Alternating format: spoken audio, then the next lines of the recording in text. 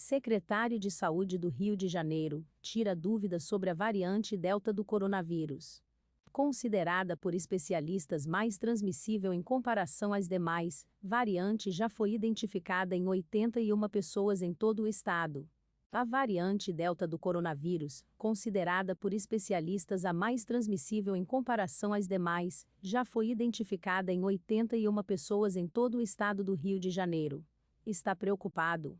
Pois é para ficar mesmo. Identificada inicialmente na Índia, a variante já foi detectada em 104 países e em outros 7 estados brasileiros. É esperado que ela domine os casos de coronavírus no mundo em breve, segundo a Organização Mundial da Saúde, OMS. Para falar sobre o assunto, o RJ1 da TV Rio Sul convidou o secretário estadual de Saúde, Alexandre Chiep. Confira abaixo a íntegra da entrevista com o jornalista Diego Gavazzi. Diego, esses números que mostramos, estão atualizados ou há alguma nova atualização? São 81 casos no estado? Alexandre, são 81 casos no estado. É importante deixar muito claro que isso é um número por amostragem, não é realizado sequenciamento genético de todos os casos, então isso é uma pequena parcela das amostras que nós temos aqui no Laboratório Central. Elas são analisadas para a gente poder avaliar quais são, em termos de porcentagem, as variantes que mais predominam no estado. Então, isso é só uma pequena parcela do total de casos do estado. Diego, há alguma hipótese ou explicação do porquê ainda não chegou aqui na nossa região sul e Costa Verde do Rio? Alexandre, é possível que já tenha chegado.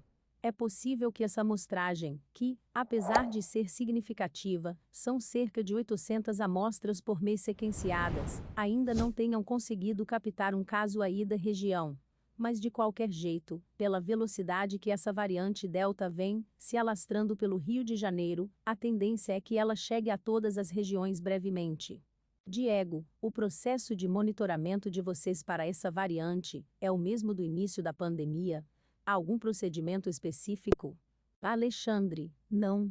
Esse monitoramento genômico, como a gente chama, faz parte de um processo de vigilância e acompanhamento da circulação do novo Covid aqui no estado do Rio de Janeiro. Nós fizemos uma parceria recentemente com a UFRJ, que possibilitou essa ampliação de testagem, então essas 800 amostras testadas todo mês dão para a gente uma boa ideia de quais variantes estão circulando aqui no Rio de Janeiro.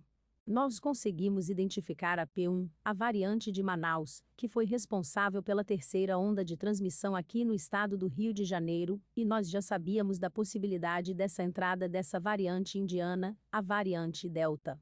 É uma variante que vem causando surtos na Ásia, na Europa e havia uma preocupação de identificá-la precocemente e acompanhar o comportamento dela aqui no estado do Rio de Janeiro. Essa rodada mais recente, que fizemos de avaliação genômica já coloca ela em segundo lugar em termos de prevalência. Hoje ainda predomina a P1, com aproximadamente 76% das amostras sequenciadas, enquanto a variante Delta já está em 16% e com isso é a segunda amostra mais prevalente. Diego, o senhor disse em entrevistas anteriores que é importante acompanhar e analisar os casos graves. O que exatamente é avaliado nesses casos? Alexandre, o primeiro passo é identificar quais variantes estão circulando. Agora existe um estudo que está sendo realizado em parceria com essas unidades de referência, exatamente para poder entender o comportamento dessas variantes.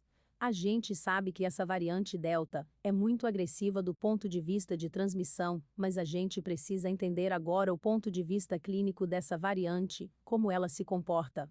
É mais grave, menos grave, tem manifestações clínicas semelhantes à linhagem original ou à variante P1.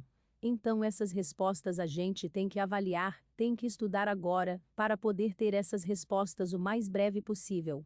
Nesse momento a gente está monitorando a manifestação desse vírus e acompanhando a ocorrência desses casos graves e óbitos. Além de avaliar também quais os impactos dessa vacinação hoje nesses casos exatamente, para poder antever cenários futuros. Diego, as vacinas atualmente em uso são eficazes contra essa variante? Alexandre, do modo hoje como essa variante circula, o que temos é que as vacinas são eficazes principalmente depois que a segunda dose é aplicada. Então, isso de certa forma dá uma tranquilidade, porque mesmo com a eventualidade de circulação mais intensa dessa variante, na medida que a vacinação avança, o risco de um surto diminua. É extremamente importante que no momento certo, as pessoas tomem a vacina e, principalmente, retornem para tomar a segunda dose.